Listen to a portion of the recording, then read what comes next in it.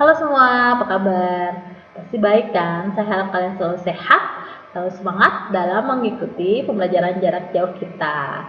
Oke, kali ini saya ingin membawakan materi mengenai pembelajaran informatika selama 1 tahun di kelas 7. Sebelum kita mulai, saya ingin sedikit memperkenalkan diri saya. Jadi di sini nama saya adalah Bu Rati. Sebenarnya nama saya cukup panjang, tapi kalian cukup memanggil saya Bu Rati saja. Saya tinggal di Abian Base dan saya akan mengajar informatika kelas 7, kelas 8 dan juga prakarya di kelas 9. Kita langsung saja ya. Oke, yang pertama di sini adalah teknik komputer.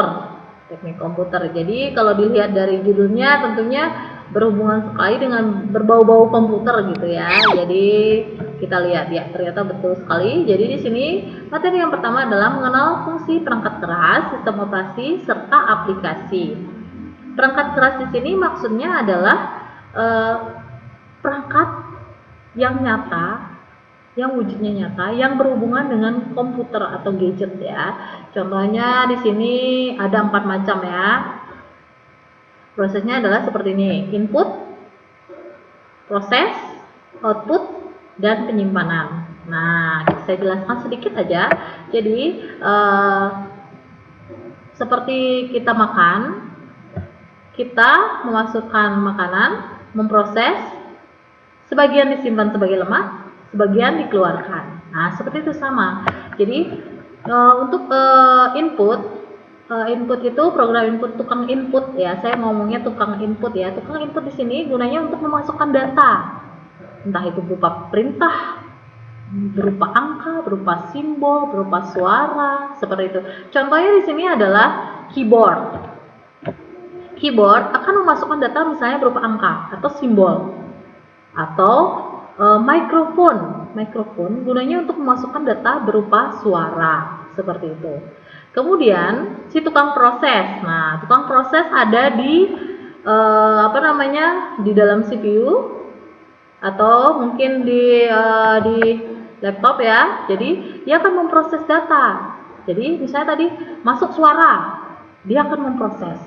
Kemudian masuk angka-angka atau hasil huruf, angka dan sebagainya, dia akan proses. Kemudian sebagian akan disimpan. Sebagian akan disimpan. Nah, alat penyimpanannya dapat berupa flash disk. Nah, kalian pasti tahu flash disk kan? Flash disk itu adalah alat yang paling simple dan sederhana karena kecil, bisa dibawa kemana-mana. Saya yakin kalian semua punya flash disk ya. Jadi ini gunanya untuk menyimpan data. Nah, salah satu yang lain lagi adalah disket. Nah, ini legendaris banget karena mungkin kalian sudah tidak pernah melihat lagi ya, kurang lebih bentuknya seperti ini. Kemudian, nah, setelah diproses, sebagian disimpan, kemudian sebagian dikeluarkan. Nah, alat pengeluarannya berupa, kalau tadi dia memasukkan data berupa suara lewat mikrofon, diproses, kemudian dikeluarkan melalui speaker. Jadi memasukkan suara, diproses suaranya, kemudian dikeluarkan melalui speaker. Kalau misalnya dia memasukkan data berupa angka atau huruf, seperti itu, akan diproses di dalam, kemudian dia akan mengeluarkan berupa mungkin hasil cetakan, atau mungkin hasil cetakan lewat printer ya, atau mungkin lewat monitor berupa tayangan, seperti itu. Paham ya sampai di sini? Semoga paham ya. Kemudian di sini ada sistem operasi. Sistem operasi itu maksudnya bukan sistem untuk mengoperasi seseorang, bukan. Jadi sistem operasi ini berguna mengelola semua perangkat keras sehingga menghasilkan kesatuan yang menghasilkan perintah atau hasil dari perintah yang kita gunakan. Misalnya Windows 7, Windows XP misalnya bagi yang lama. Kemudian ada Windows 10. Kemudian ada Android, itu juga termasuk sistem operasi. Kemudian juga aplikasi kalau di HP namanya APK ya. Kalau di sini namanya aplikasi atau software. Jadi aplikasi ini berguna untuk membantu pekerjaan kita. Membantu, misalnya kita butuh untuk mendengarkan lagu, aplikasinya adalah misalnya Winamp misalnya, atau yang lainnya, seperti itu. Kita lanjut ya. Kemudian di sini mengamati sebuah piranti atau bisa tablet, HP, atau komputer saat sedang dihidupkan sampai siap pakai. Seperti itu. Pasti sering ya melihat HP-nya, menunggu HP-nya habis mati HP-nya karena habis baterai, ditunggu dengan penuh rasa cemas, mungkin seperti itu. Kok nggak nyala-nyala? Kok lama kali nyalanya? Seperti itu misalnya ya. Kemudian di sini mematikan komputer dengan benar. Jadi pernahkah kalian memakai komputer kemudian kalian dengan tergesa-gesa mencabut colokan misalnya di yang langsung terhubung dengan terminal misalnya. Nah, itu akan cepat merusak komputer kita, terutama mungkin harddisknya akan cepat jebol. Jadi di sini ada tata cara untuk mematikan komputer dengan baik dan benar. Jadi komputernya akan awet dan tidak mudah rusak. Oke? Nah, caranya adalah dengan sistem shutdown seperti itu. Nanti kita akan pelajari di sini. Kita lanjut ya. Kemudian menjelaskan macam-macam interaksi dengan antarmuka standar. Jadi kalau misalnya di Windows, kita misalnya seperti ini ya, kita tinggal klik kanan atau klik kiri dan sebagainya, kita langsung copy atau screen dan sebagainya. Nah, kalau ada beberapa aplikasi sistem operasi atau antarmuka yang harus menggunakan ketikan. Misalnya kita tinggal pada saat kita copy paste. Kalau di Windows ya tinggal klik kanan copy, klik kanan paste. Seperti itu ya. Kalau di sini kita harus menggunakan ketikan copy to misalnya D.2 garis miring dan sebagainya. Jadi berbasis tulisan seperti ini. Oke, nanti kita akan pelajari itu. Oh ya, sebelumnya saya ingin menjelaskan sedikit. Jadi di sini ada angka 3 dan juga ada angka 4. Itu maksudnya adalah angka 3 ini adalah aspek pengetahuan. Jadi bersifat teori gitu ya. Intinya gampangnya dia bersifat teoritis. Kalau yang 4 itu adalah aspek keterampilan. Jadi intinya kalau udah masuk ke aspek keempat berarti kita akan praktek seperti itu ya. Kita lanjut ya. Kemudian di sini ada analisis data. Kita akan menganalisis data, mengenal data berupa angka dan hasil perhitungan rumus, cara menyimpan serta mengaksesnya. Contohnya seperti ini. Ya, jadi di sini kita akan menggunakan Excel. Kalian sudah pasti dapat Excel ya di SD ya, mungkin pengantar atau pengenalan. Nah, kita akan belajar ini lagi. Mungkin kalian masih ingat apa itu sum, max, min, masih ingat ya? Atau mungkin ada beberapa anak yang sangat senang dengan pelajaran ini gitu, karena cukup mengasihkan bermain dengan angka, apalagi kalau sudah panjang-panjang mengerti rumus dan ternyata berhasil, itu sangat menyenangkan sekali.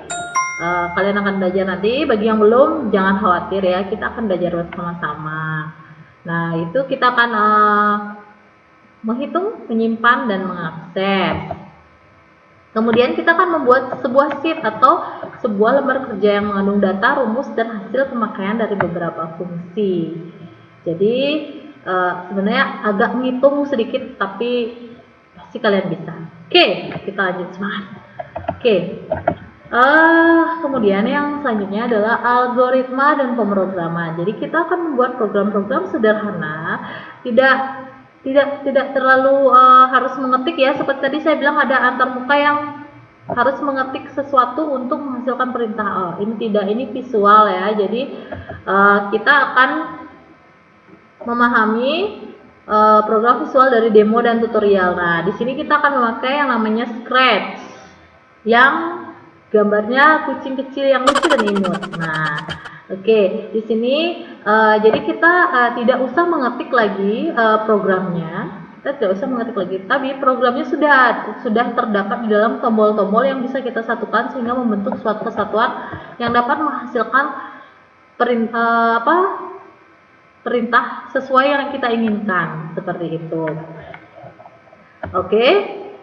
Jadi di sini kemudian kita juga mengenal cara kerjanya. Oh, ini gunanya untuk sprite. Oh, ini gunanya untuk layar untuk tempat stake-nya, bergeraknya, atau tempat kita membuat animasinya. Oh, ini untuk blok-blok kode misalnya, seperti itu. Akan kita pelajari nanti. Kemudian kita akan meniru atau menulis ulang sebuah program sederhana, yaitu sebuah game ya. Nanti kita akan membuat game dengan Scratch ini. Seru kan? Pasti nggak sabar. Sama, saya juga nggak sabar. Oke, kita lanjut ya. Kemudian di sini ada dampak sosial informatika. Nah, dampak sosial di sini dalam dampak positif ya. Jadi di sini kita akan memahami makna kolaborasi dalam masyarakat digital. Jadi di mana kita dapat bekerja sama, berkolaborasi menggunakan digital ya, berkolaborasi dalam digital. Maksudnya misalnya kita bisa menggunakan aplikasi Airi. Kalian tahu Airi? Nah, itu sebenarnya adalah kolaborasi ya. Kolaborasi penginapan Airi atau Red Door atau aplikasi-aplikasi yang sekarang sedang aplikasi penginapan yang sedang ngetren ya. Jadi sebenarnya itu adalah aplikasi. Jadi di mana itu adalah kerjasama dari beberapa pihak. Ya, pihak yang pertama misalnya adalah pemilik penginapan. Pihak selanjutnya adalah pihak yang menjadikan penginapan itu atau mendaftarkan penginapan itu di dalam sistem. Pihak ketiga mungkin dia adalah fotografernya sehingga ruangannya menjadi bagus dan menarik, misalnya seperti itu. Jadi di sini kita akan melihat kolaborasi apa sih yang mungkin terjadi dalam masyarakat digital seperti itu. Oke, paham ya? Semoga paham sampai di sini ya. Kita lanjut dulu ya. Kemudian berpikir komputasional atau tematis. Nah, di sini kita akan menyelesaikan persoalan komputasi yang mengandung struktur data lebih kompleks dan berpola. Kalau tadi di depan kita hanya membuat atau menyalin program. Nah, di sini kita akan mulai sedikit demi sedikit kita akan mulai membuat sebuah program. Nah, ini contohnya ini ya. Contoh ini punya kakak kelas kalian. Nah, di sini menyelesaikan persoalan-persoalan komputasi yang mengandung graf atau jejaring pola sederhana. Kita akan membuat misalnya membuat pola dengan Scratch dan sebagainya. Kemudian kita juga akan menumbuhkan budaya kerja masyarakat digital dalam tim yang inklusif. Jadi kita akan mencoba mengerjakan itu dengan menggunakan Google Drive. Jadi Google Drive itu bisa di-share. Misalnya saya punya Google Drive, punya akun Google Drive dan saya mau punya data di sana. Saya ingin teman saya untuk mengerjakan juga file saya itu. Jadi saya share ke dia kerjakan, tapi datanya tetap di Google Drive saya. Kemudian saya juga perlu dengan teman yang itu. Jadi seperti itu, nanti kita akan kerja kelompok dengan menggunakan Google Drive seperti itu. Seru ya? Oke, kita lanjut. Kemudian berkolaborasi melaksanakan tugas dengan tema computing. Nah, nanti kita akan berkolaborasi juga ya. Misalnya mengerjakan tugas-tugas yang berhubungan dengan komputer ya, dengan program dan sebagainya. Mengenali dan mendefinisikan persoalan pemecahan yang dapat dilakukan dengan komputer. Oh ini misalnya di mapel lain ya. Oh ini sepertinya bisa kalau kita buat dalam bentuk Scratch gitu misalnya. Oke ya, kita lanjut. Kemudian mengembangkan dan menggunakan abstraksi atau model. Jadi kita udah dapet nih. Oh, ini ternyata bisa kita kerjakan. Nah, kita kembangkan itu. Misalnya di matematika misalnya ada rumus Pythagoras gitu. Kita bisa buat dengan menggunakan Scratch. Kita kembangkan lagi, kita kasih animasi, mungkin kita misalnya kasih untuk memasukkan data dan sebagainya. Seperti itu kurang lebih. Kemudian mengembangkan artefak komputasional atau produk TIK. Jadi siswa menulis rumus untuk menunjang komputasi yang dibutuhkan di pelajaran lain. Jadi di sini kita akan merancang sebuah program lah intinya gitu, yang akan kita kerjakan dengan Scratch. Tapi yang berhubungan dengan mapel lain, misalnya di bahasa Indonesia. Bahasa Indonesia kita disuruh membuat percakapan atau dialog atau cerita pendek misalnya seperti itu. Nah, di sini kita bisa merancang apa aja sih yang kita butuhkan, apa aja sih dialognya, apa aja sih backgroundnya, misalnya latarnya dan sebagainya. Kurang lebih seperti itu. Kemudian kita kerjakan dengan menggunakan komputasi atau Scratch kalau di sini. Oke. Kemudian mengembangkan rencana pengujian menguji dan mendokumentasikan hasil ujinya. Nah, kalau sudah selesai, kita kalau misalnya masih perlu dikembangkan, kita kembangkan lagi, kemudian kita dokumentasikan. Seperti itu. Kita ujikan, mungkin kita kita minta misalnya guru lain melihat apakah betul ini hasil karyanya bisa dipakai dan sebagainya, kurang lebih seperti itu. Mengkomunikasikan suatu fenomena dengan solusi TIK, dipresentasikan dan sebagainya. Jadi setelah selesai semua itu, jadi kita bisa mengkomunikasikan, oh TIK itu bisa menyelesaikan ini dan ini, seperti itu.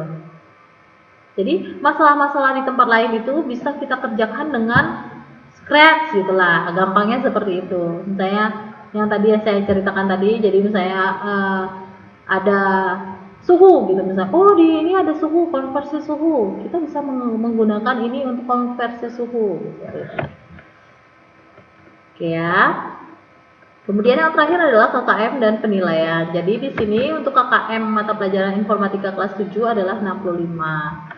Jadi apabila kalian di bawah 65 berarti nilai kalian merah, intinya seperti itu ya. Kemudian di sini penilaiannya meliputi yang pertama adalah pengetahuan. Jadi di sini ada Google Form. Jadi kalian tinggal klik. Biasanya saya akan menggunakan pilihan ganda. Kemudian pusatnya berpusat di center class di WA ya. Jadi semua perintah akan saya berikan di situ untuk pembelajaran jarak jauh khususnya ya. Kemudian ada Google Class juga. Jadi saya akan memberikan data-data di sana, memberikan hasil video tugas di sana, dan juga pada saat tahap tatap muka nanti akan ada penilaian kelompok juga. Seperti itu. Tapi untuk saat ini untuk pembelajaran jarak jauh, saya lebih akan menggunakan WA, Google Form, dan Google Class. Kemudian di sini ada keterampilan ya, seperti namanya keterampilan berarti hasilnya adalah praktek atau hasil karya ya. Jadi untuk PJJ ini bisa dikirim melalui foto atau hasilnya ya, misalnya scratch hasil dari program scratch atau video. Kalau pada saat nanti sudah tatap muka bisa kalian kirim lewat Google Class. Kemudian di sini adalah sikap, keaktifan, perilaku, sopan santun dan sebagainya akan dinilai pada saat